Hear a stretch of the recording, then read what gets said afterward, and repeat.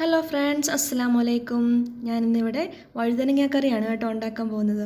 അതിന് വേണ്ടിയിട്ട് ഞാനൊരു ചട്ടി വെച്ച് ചട്ടി ചൂടായി കഴിഞ്ഞപ്പോൾ അതിനകത്തേക്ക് കടുകും ഉലുവായും ഇട്ടു. അതിനുശേഷം അത് പൊട്ടിക്കഴിഞ്ഞപ്പോൾ അതിനകത്ത് സവോളയും അതുപോലെ തന്നെ ഇഞ്ചിയും 5-6 വെളുത്തുള്ളിയും കൂടെ ഇടുന്നുണ്ട്.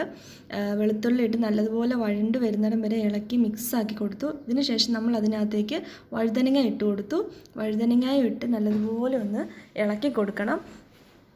ഇളക്കി കൊടുത്തതിന് ശേഷം നമ്മൾ അതിനകത്തോട്ട് തക്കാളി ഇട്ടു. പിന്നെ കുറച്ച് ഉപ്പും കൂടെ ഇട്ട് നല്ലപോലെ മിക്സാക്കി ജസ്റ്റ് ഒന്ന് വാടി വരുന്നിടം വരെ നല്ലതുപോലെ ഒന്ന് മിക്സാക്കി അതിന് ശേഷം അത് അടച്ച് വെച്ച് വേവിച്ചു.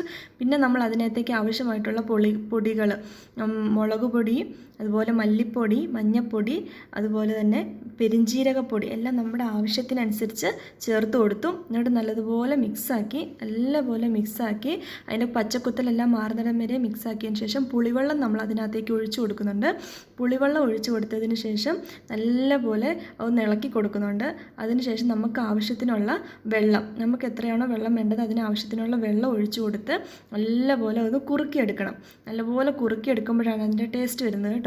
നല്ലപോലെ കുറുകി വന്നു കഴിയുമ്പോഴത്തേക്കും നമ്മൾ ലാസ്റ്റായിട്ട് കുറച്ച് ഉപ്പ് ഇട്ട് കൊടുക്കും. പിന്നെ കുറച്ച് കറിവേപ്പില ഇട്ട് കൊടുക്കും.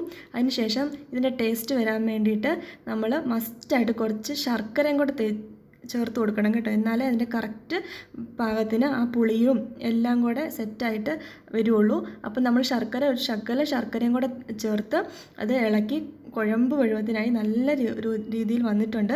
അപ്പോൾ എല്ലാവരും ട്രൈ ചെയ്ത് നോക്കുക. എൻ്റെ ചാനൽ എല്ലാവരും സബ്സ്ക്രൈബ് ചെയ്യുക, ഷെയർ ചെയ്യുക, ലൈക്ക്